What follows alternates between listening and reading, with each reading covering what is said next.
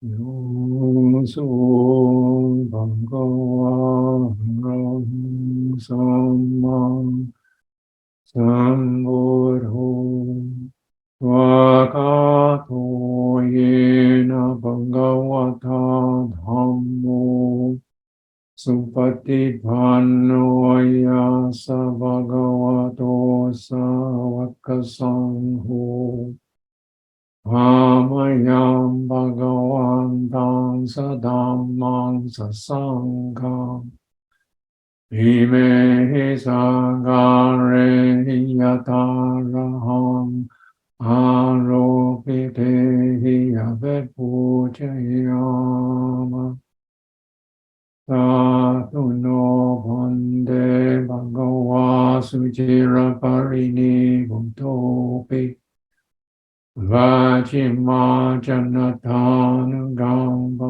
Manasa Hime Sakare Dukatabana Karabunde Patigadhotu Amaham Dikharatang Vidaya Sukhaya Araham Samma Sambuddho Bhagava Buddham Bhagavan Dhanapivate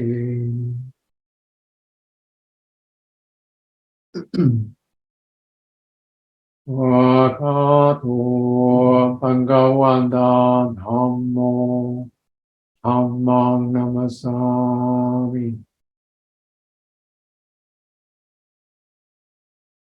Supatipanno Bhagavato Sāvaka Sangho Sangham Namami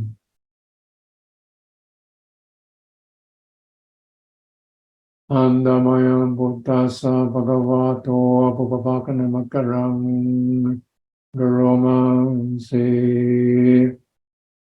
Namo tassa bhagavato arahato samma sambuddhassa Namo tassa bhagavato arahato samma sambuddhassa Namo tassa bhagavato arahato samma Sambuddhasa.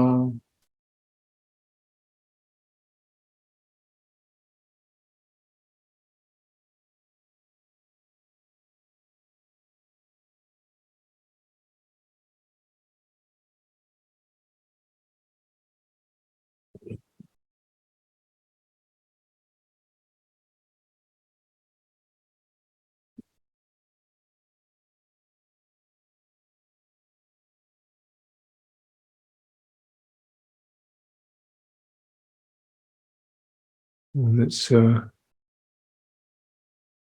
being in our session, as usual, with some meditation. Meditation is another way of looking at it. It's the skill and the process of managing what happens when you stop doing lots of things. So when you stop talking, planning, doing things, your body, looking around, then what happens? Something starts to open up. You could say your inner life, your inner experience starts to become apparent, which is not to do with sense contact. It's to do with our memories, energies, emotions, attitudes, what we plan, all that. And it's to do also with what we've been experiencing, right? We still feel unsettled because we've been working all day, and we still feel sleepy because we've gone up or something. So it's also just about in this realm, you've got the past and you've got the future, and it's all happening now. And we have various attitudes around that, which are also part of something we do, not necessarily in a very conscious way. We have attitudes. We want to feel calm. That's an aim. We want to arrive at a feeling of peace and harmony. That's an aim. That's a good aim, but it's an addition. It's something we add, and that's obviously totally correct. But then we also add all kinds of other things, such as criticizing ourselves, or complaining about what's happening, or wanting something to happen that's not happening, or not wanting things to happen that are happening. And then this inner turmoil starts. So this all these activities, sankharas, activities, activations, sankharas, and they're not necessarily always that conscious. Some are, some seem to be habitual. They more or less form common patterns in the way I behave, my search for security, my aims for happiness, also my measuring myself and comparing myself with others. Some of these aims are only semi-conscious, and yet they can be very powerful effect. And we want to really try to reduce our aims and attitudes just to something simple and fairly clear, clean. How do I bring harmony? How do I bring ease? What process will encourage that? And of course, one of the main themes of that is, well, there's a lot of mental turmoil going on. So what about what's happening in the body? And there's things happening there. And my attitude must be then one of non-criticizing, non-blaming, non-identification. Identification seems like that's just an idea. No, it means that things happen, we get a very strong emotional reaction to it. Oh no. Oh yes. Oh, that's me. Oh, I shouldn't. Oh, I want to. Now, the I that wants to and doesn't want to, and that's called the identification experience. And there's an energy there, which is quite powerful in its own way, biasing. So one of our aims in mindfulness is to not use that language, but not even use that attitude. Try to understand the attitude. And it's very much like an opening. There's no measurement. There's no should be. It's just opening to allowing.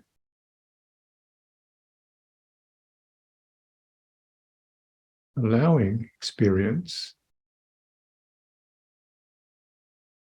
And yet, within a safe container. This is not chaos. Use the container of the feeling of the body being present, like a vessel, like a giant bucket. Things are moving around inside it. You hold the bucket steady, the water will eventually settle down. So we're holding that body steady. Now, this again,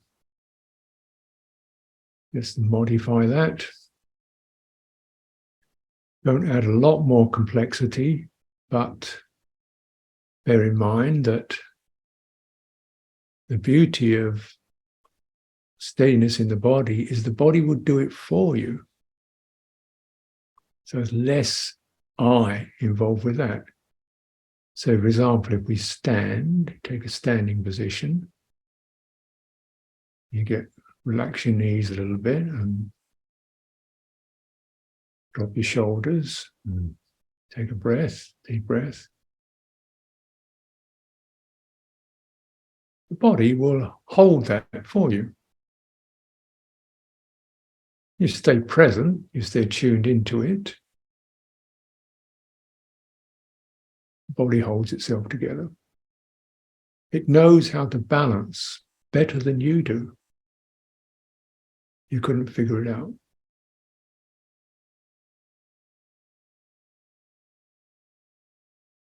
Same thing with breathing, of course. The body knows how to breathe perfectly well. Problem being with breathing, we tend to try to do something. So I'll be mindful of it. I'll follow it here, I'll follow it there, I'll big track it in my nostrils, I've got to be in my belly, which is better, then we started to complicate a process that the body does very well, even when you're asleep. And mostly we have to undo these reflexes of trying to get it right, of trying to make it work, of mistrusting a bodily process, of intruding with our mental attitudes. And that's just such a relief. And in that sense of the attitude of heart as a very full welcoming of a bodily process which keeps you alive, which holds you together, which you can trust day and night. And that attitude, that is to be encouraged. Because most of us are holding our lives together as a habit. And in worldly circumstances, that makes sense. But in terms of this bodily process, it doesn't.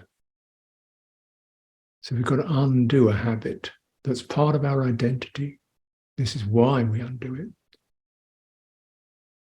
And then we can actually be that which senses, receives a harmonious or harmonizing bodily energy. Can be the standing, energy moving through your body as you stand. In this case, you keep your spine tucked in, your shoulders dropped. Relax around your face, arms, and it will start to move through. You just opened your bucket. You stop shaking it around. Breathing, whole body, torso, from the base of the body up to the collar, the throat, and even to the back of your mouth and head. Expand your awareness, expand your attention to be the bucket that moves within. And the body will hold that for you.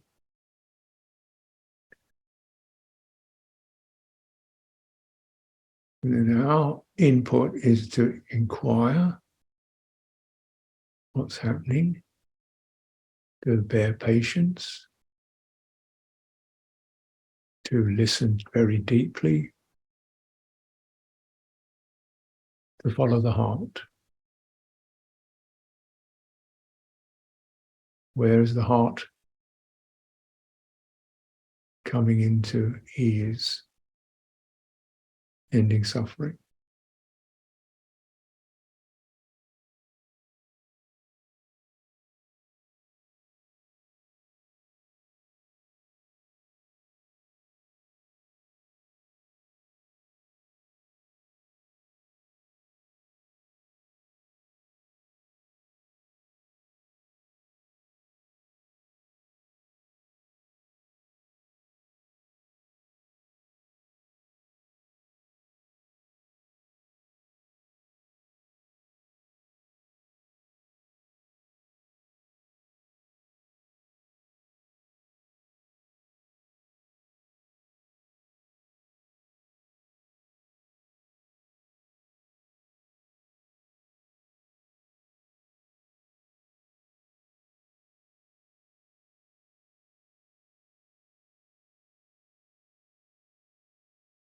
we can tune in to the more easeful flow of body energy through breathing or standing or walking.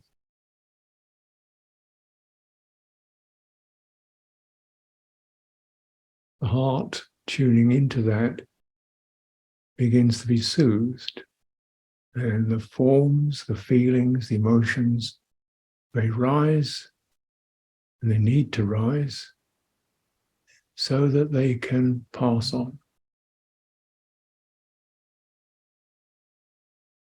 Need to move. And you get the sense every now and then one finishes and there's a moment perhaps of openness. Breathe in. Stay with that. Next thing rises, let that move through.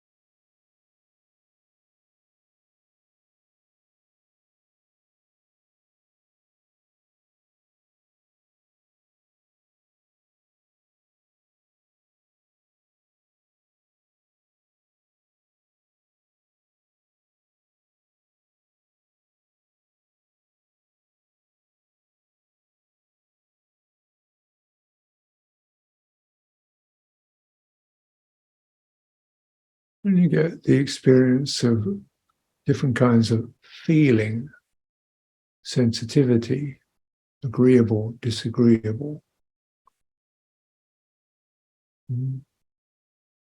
fast, rapidly resonating, slow. And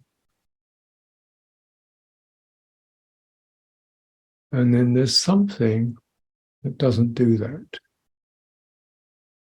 which is our awareness, our knowing of it, our that still place which is not resisting or intruding, witnessing, where the tides of feeling don't break, don't wash over.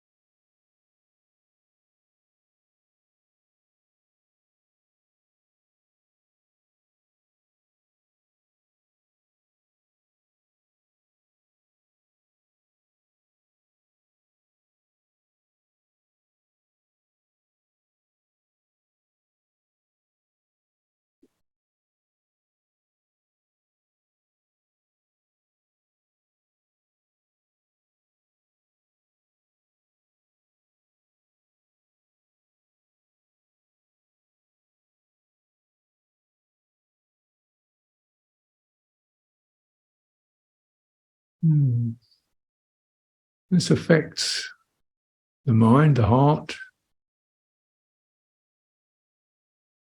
because there's less energy going into reacting or responding to feeling. to the emotion, to the mood. Certainly not trying to stop it or even understand it. And this allows that energy to unravel. So awareness plays a very significant role, both in understanding, but also in calming, because it doesn't add more feeling, more reaction, more response. That's a kind thing, kindness, because it allows the mood of our uncertainties, our agitation, our distress to speak and to finish speaking, to be heard. This is the resolution that's possible, and practice is the only place it's possible.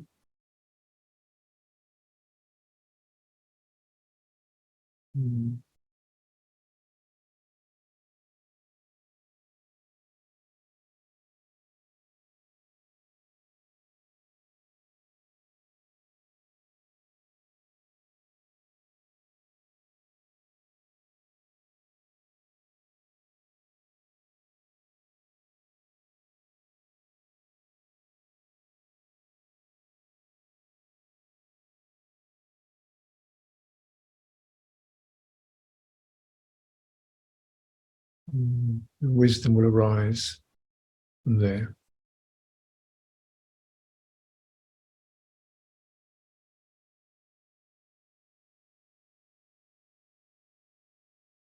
So let's slowly lift out of that process.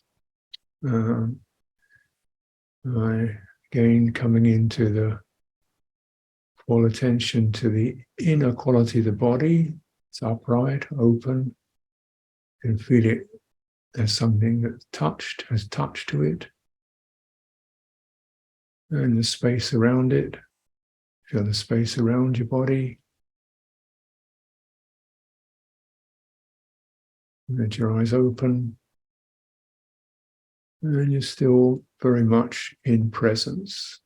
Before the mind goes into abstractions, you are directly present, which is the place to most usefully hear Dhamma.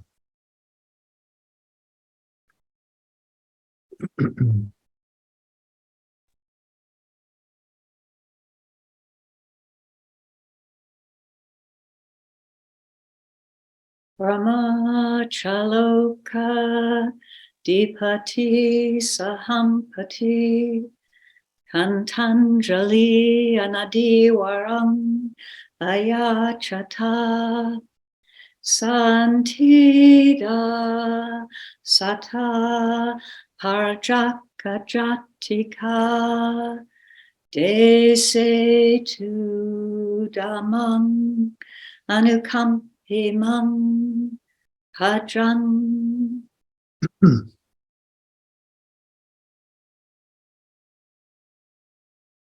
Namo tassa bhagavato arahato samma sambuddhassa. Namo tassa bhagavato arahato samma sambuddhassa. Namo tassa bhagavato arahato samma sambuddhassa. Buddhang dhammang sanghang namasami.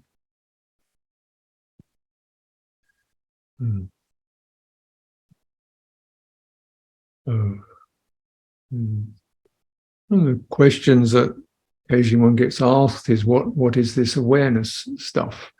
What is awareness? What's the Pali word for it? Where is it?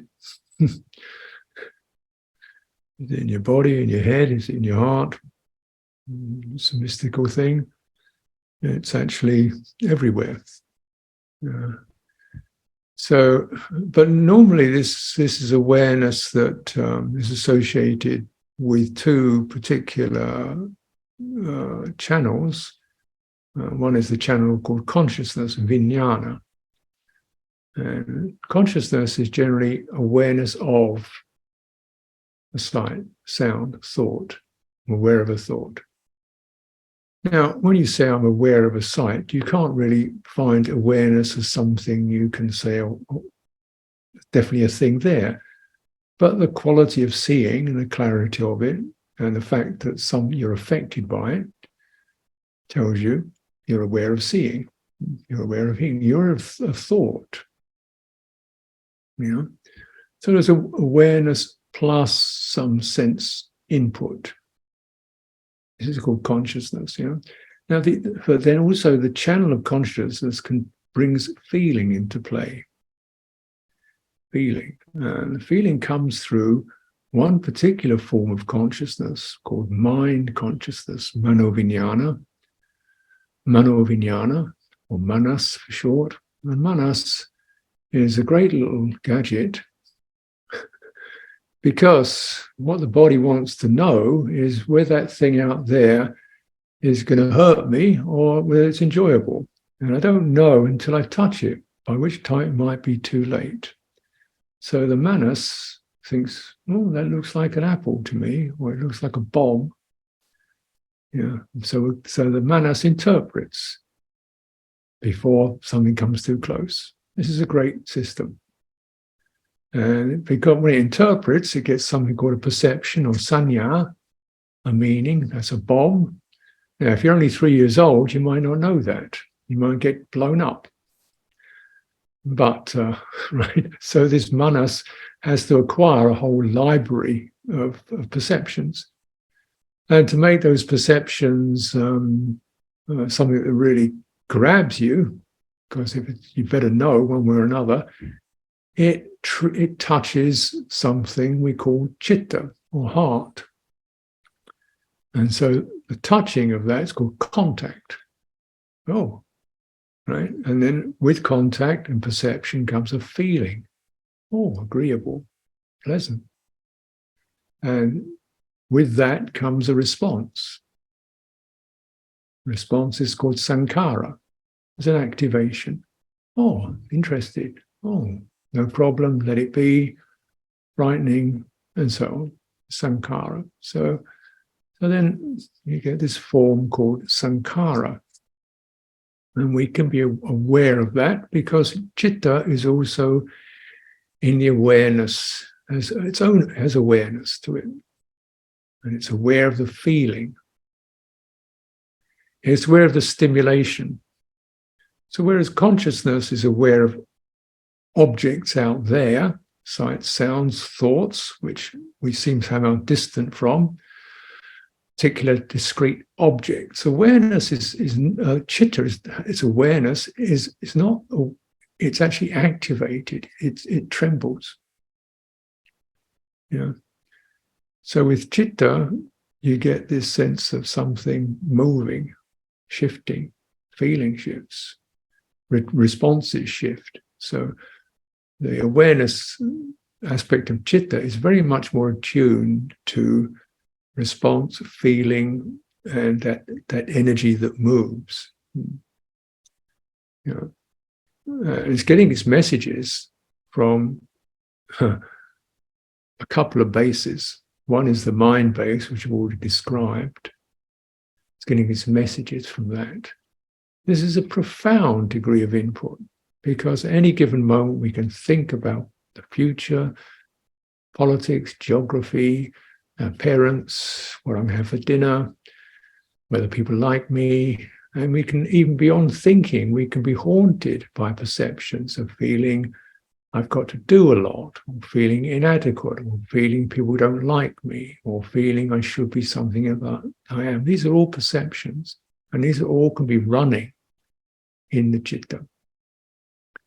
Because the chitta doesn't just have the immediate input of the here and now, it also contains the various messages that have been loaded from perhaps circumstances of daily life, upbringing, and so forth. So anyway, chitta is timeless. And its responses, its actions, also become habitual. We get compulsively busy, compulsively lazy, compulsively worried, compulsively, whatever comes up, And these are sankharas, the citta sankharas. They get compulsive and they habituate. And as they get established, then that becomes a big part of your identity. It's established around citta sankhara. The things that I always do, you know, if I'm here, I do all the washing up. If I'm there, I do the washing up. you know, because that's kind of what I got used to. I'm a busy person, so I get busy. I'm a person who feels they can't, not very good at anything. So therefore I feel flummoxed wherever I go.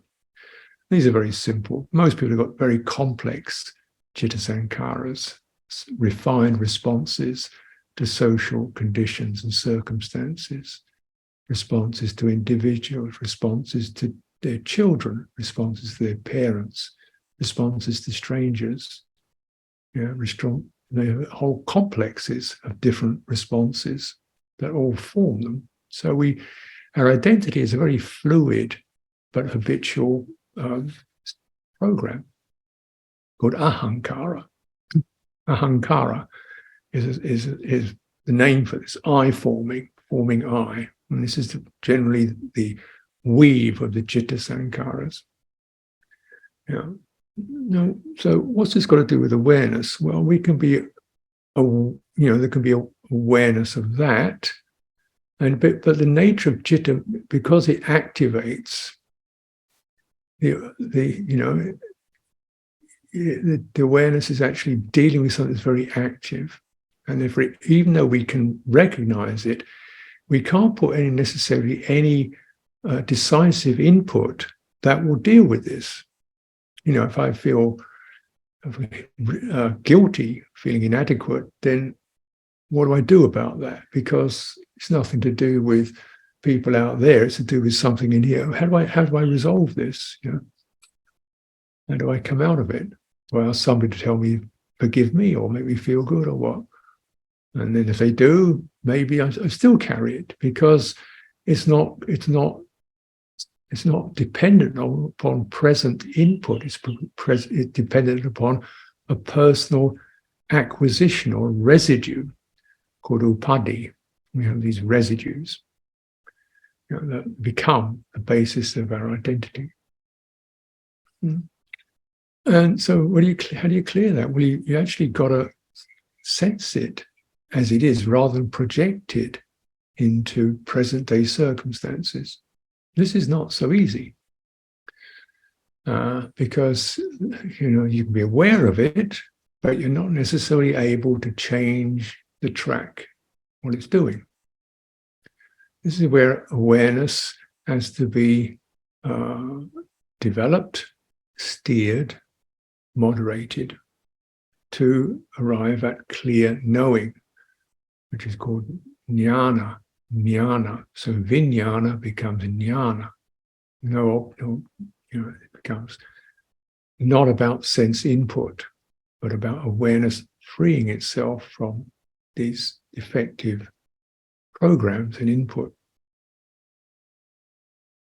Now, the role of the body in all this, which I tend to talk about quite a bit, because in terms of the body, as I've mentioned, you have obviously the physical body, which is subject to physical sensation and disease and all that kind of thing. And that's a sense base. But you always have this what's called the internal body, or the subtle body.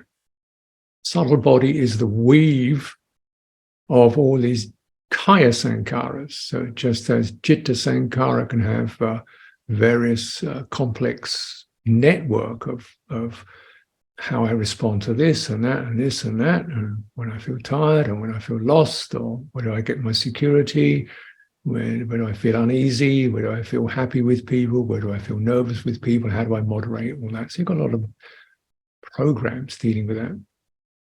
And in Kaya Sankhara, you also have a series of, it's a web, because it's covering not just physical sensation, but also it's covering the messages it's getting from the heart, the citta. So again, this is pretty essential. So if the jitta sees something dangerous, it wants the body to jump. Right? Yeah. So in this way, you have an internal body, these are kaya sankhara network, whether to jump or to fight or to run or to faint.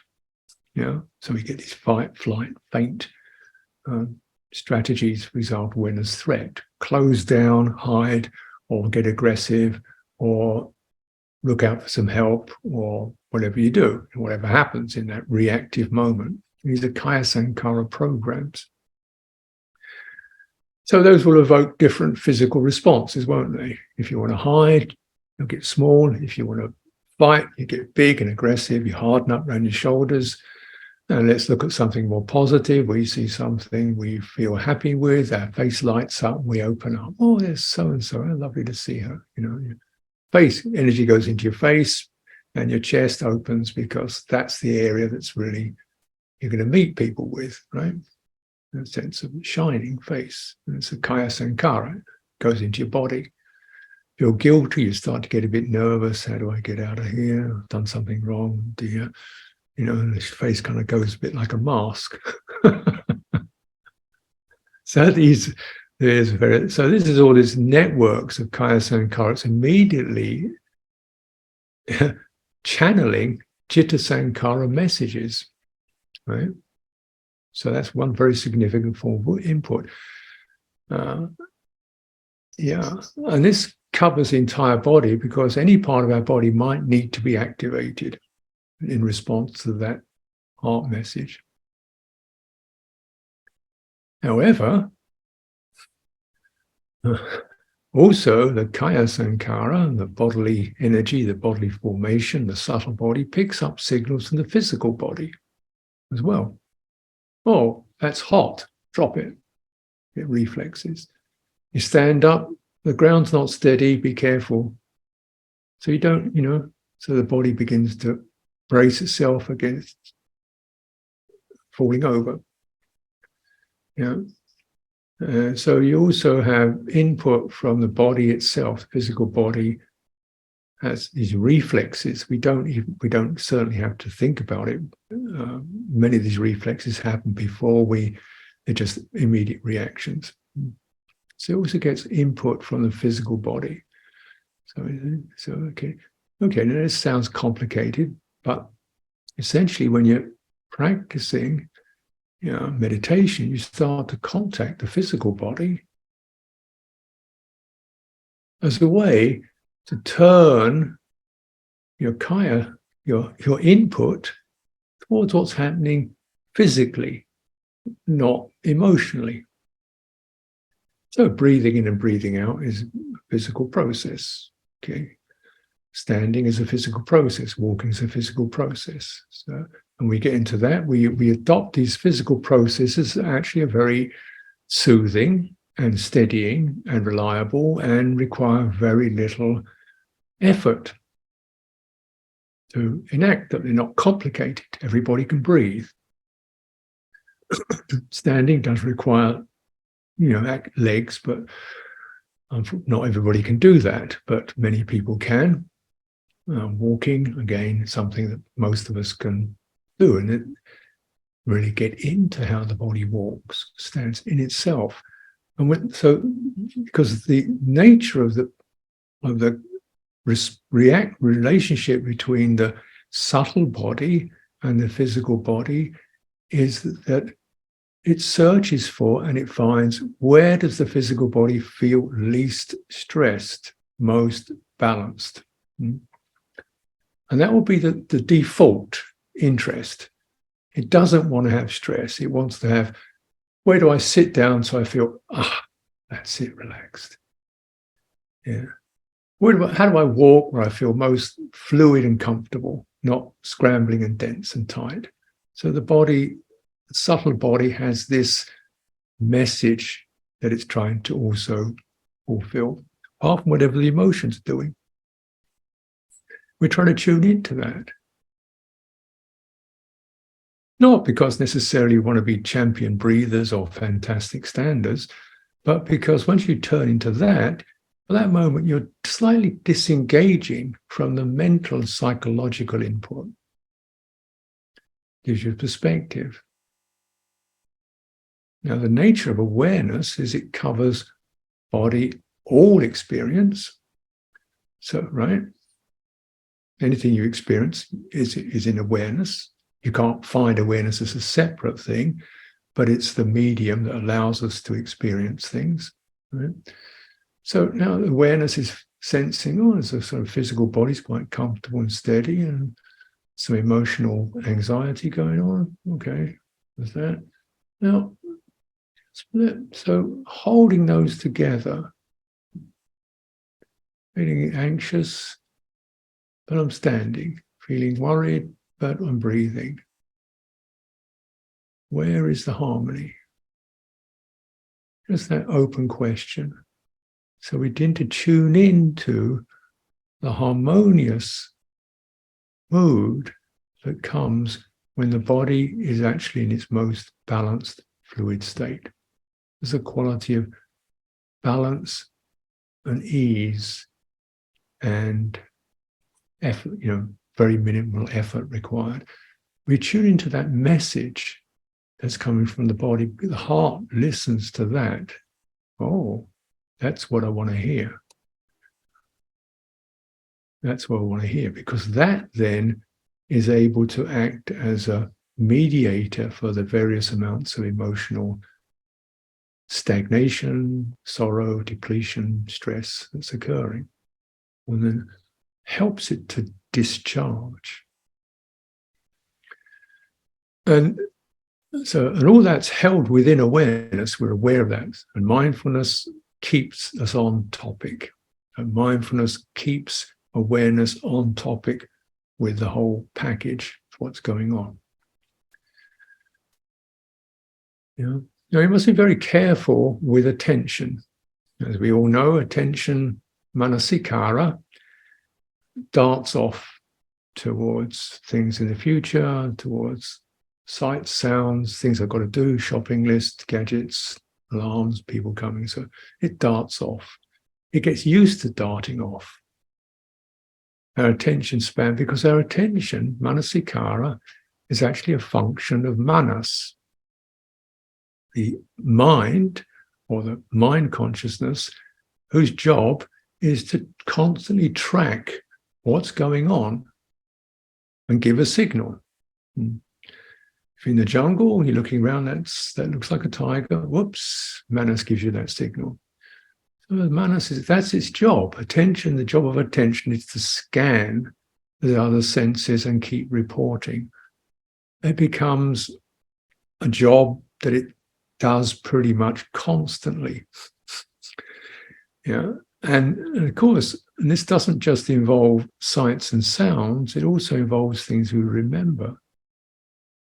So at any given moment, our attention can be captured by regrets, anticipations, passions, cravings, habits, what I am, what I'm not, identity issues, and download that into the citta, which then goes, oh, whoa, whoa, whoa. So attention, it has to be mastered.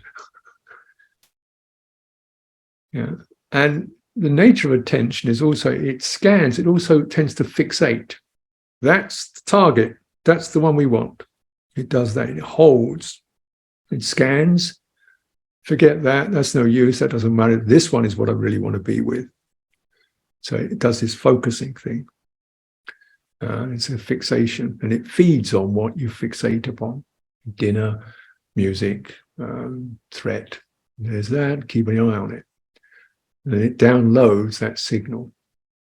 And so we've got to be really aware of that potential to get locked onto phenomena that are purely mentally created, since it spans all the bases, including itself.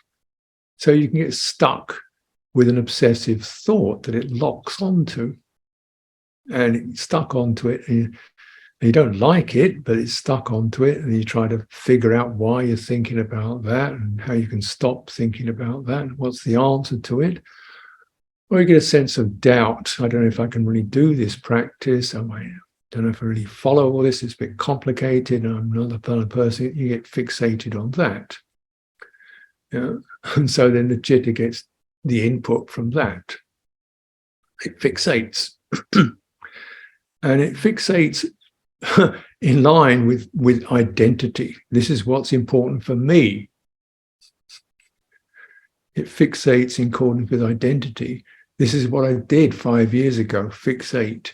This is what I want to be next week, fixate on that. This is what other people think of me, fixate on that, right? This is the way I compare myself with others, fixate on that. It fixates, it obsesses. So attention must be mastered. It also has a particular energy to it, which is gripping. It's got a passion to it. Yeah. Now, we're careful how we use that attention, not just in terms of topics, but even in terms of its energy, because it tends to fixate. And one of the messages, we might say, that we hold about meditation, which I tend to question, meditation is fixate your attention on a particular point. Do that. Get there. That's called concentration. Fixate your attention on a particular point on your body. That's called concentrating. No. Well, it may be called concentrating in English, but that's not what samadhi is. Well, okay, we could unpack that, but it's not a manas experience. Samadhi arises from a heart experience of feeling comfortable. And rather than fixating in that way, we receive. We're held by it. It's less intense. It's more something saturates us. So we're held by samadhi rather than holding it. We're held by the fruitful, profitable energies of the citta as it settles. We're held by that. The citta holds us together better than we do. When it is, and what does that involve? It means primarily we listen, we tune in, we pick up where there's wholesome energy of body or heart or thought. The primary one is its heart quality. Is it comfortable? Is it steady? Now, no object that you can grab through attention with your mind will necessarily do that.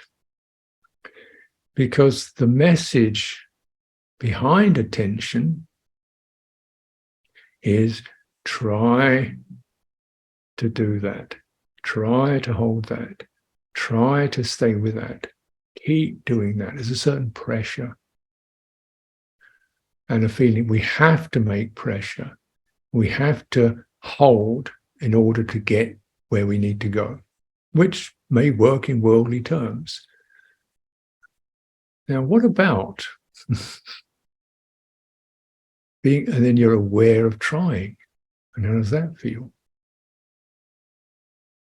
Right effort? Maybe. But there's another kind of trying that could be less constricted, less pressurized. Trying to listen more thoroughly. Trying to be a little more open. Trying to sense what's going on. Trying to trust and relax a little bit more while staying present. Try to uplift that which is truly beautiful. Your gladness, your inspiration, your faith, lingering in it. This is a profitable kind of trying. And rather than seizing on a particular sense object, we taste, we drink in that which is skillful. So there's much more receptive process than an aggressive process. It's a receptive process rather than a holding process. But perhaps the interesting revelation that can come with that is, rather than holding, I'm feeling held. Oh, what's holding me is the positive qualities of Kaya Sankara and Chitta Sankara when they come into harmony. That's what holds you. And it doesn't have an identity to it. In fact, identification gets in the way. Identification means habit programs, habitual programs, based upon trying to find something, trying to, what do identities get created by worldly dhammas? They're not necessarily that beautiful, are they? There's a certain pressure to achieve, pressure to be good enough, pressure to get things done, pressure to be able to get through life. Understandable, but not. We don't want to put any more. We don't want to bring that attitude, a business model, into our meditation practice. Can we change the channel to what can I tune into that's beautiful, that will carry me, and trust it and give it time to unravel the shock and the distress and the agitation programs that are running in my heart and in my body. And I'm aware of all that. And I'm also aware that whenever any of those agitated programs or depleted, exhausted states begin to unravel, there's a sort of open. I'm aware of that. Sankara has ceased, has stilled. Doesn't mean I'm dead. It means it's not vibrating and shaking. It's just steady and smooth. You can sense it. It's vibrant. There's an aliveness. It's not numb, but it's not doing very much. It's just being. It has no particular aim. It doesn't affirm you or reject you. It's irrelevant. Who you are is kind of irrelevant to that.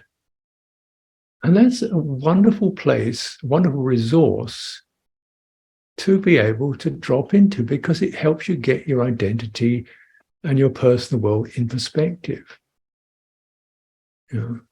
This personal identity world is not going to be a world that has resolution in it. It doesn't get fixed. It doesn't come to you move out of it. You move through it, you handle it carefully. So the sankharas, if they're handled carefully, will begin to unravel. And there's awareness that's become, citta has become purified of its effective agitations. Now, certainly we can still, we come out of meditation, we can notice this is threatening, this is enjoyable. Yeah.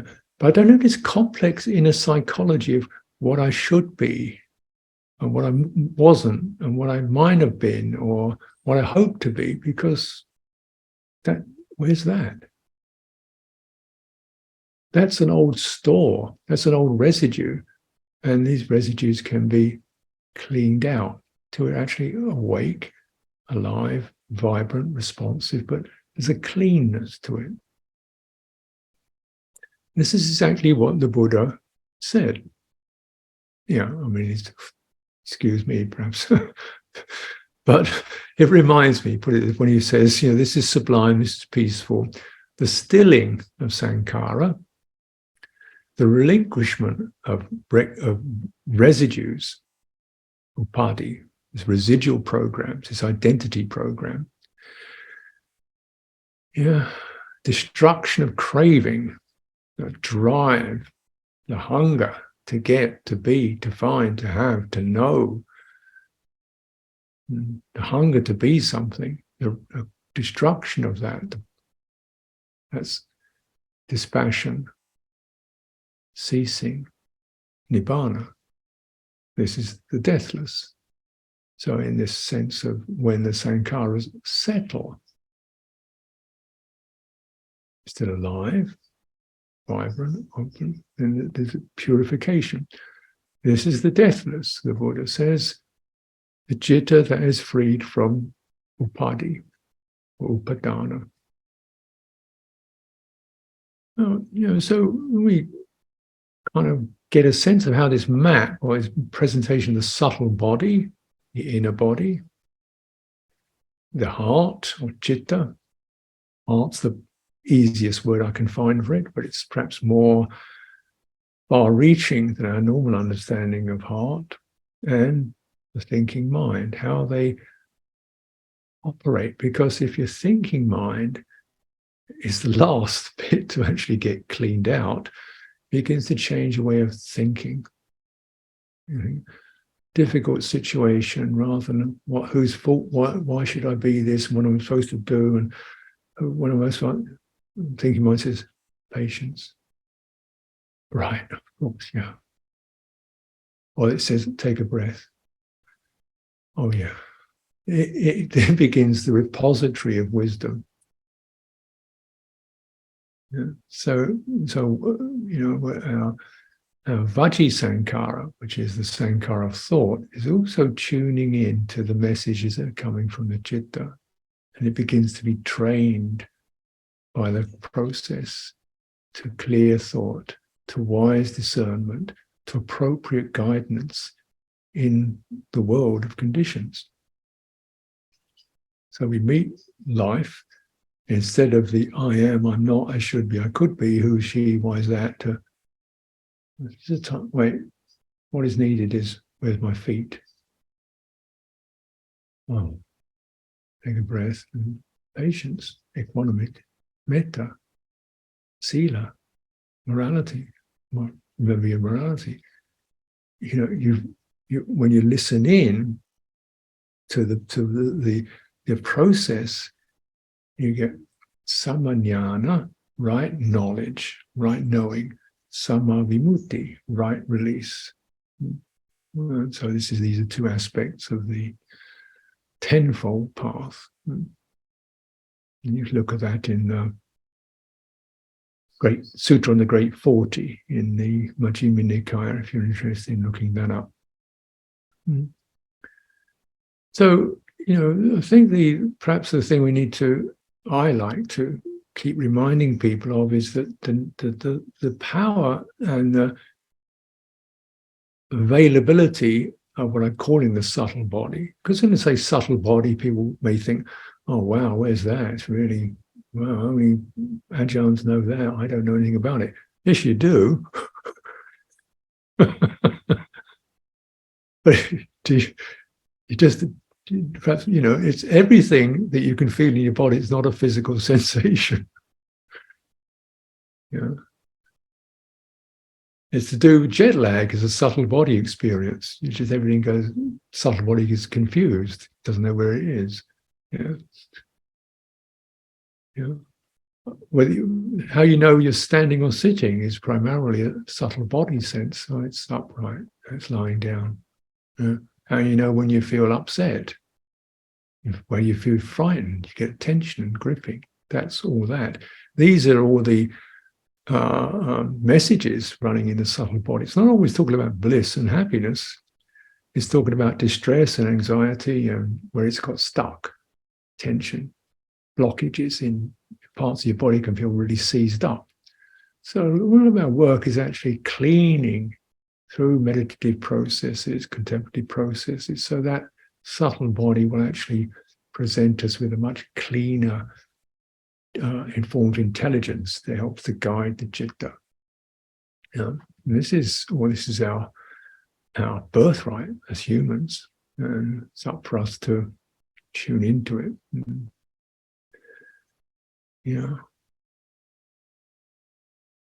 So what is awareness?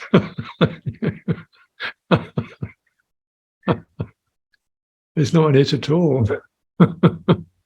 There's no object. It's not an object. It's what's happening right now is happening in awareness. There's nothing esoteric about it. But it can be the case, instead of awareness of sights and sounds and touches, there's awareness of awareness. Where, the sankharas are still, instead of running out to this and to that and to what I think and how I feel, we're just, awareness is released into purity. Chitta, vimutti, jnana, anya, vidya. All these terms are used to describe this experience. Okay. So I've taken a little more time than perhaps normal. I hope some of this is useful, and some of you it's probably quite late at night, and you might like to sit quietly and take this in before you conclude your day. Some of it might help to start your day, some of it might be a good way to shift into the evening. Andamayang Dhammakataya Sadhu Karang Dadamase Sadhu, sadhu, sadhu, anumodame.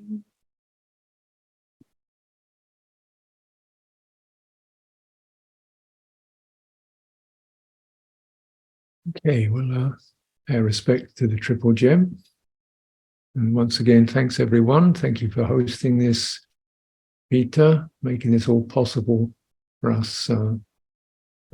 Realize it's a wonderful offering, and I hope it gives you joy.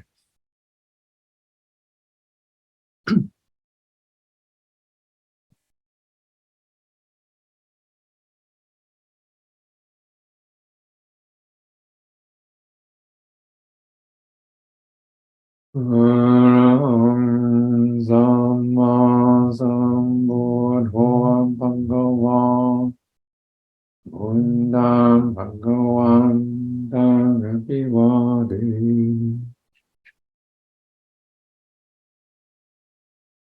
Vakato bhagavata dhammo dhammam namasami Patipanno bhagavato savaka sangho sangham namami.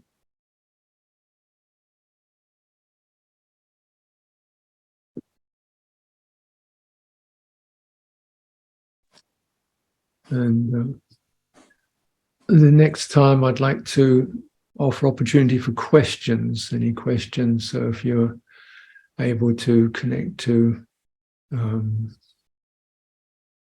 tracks, if you're able to connect to that, send something through there, and your question may be helpful for other people.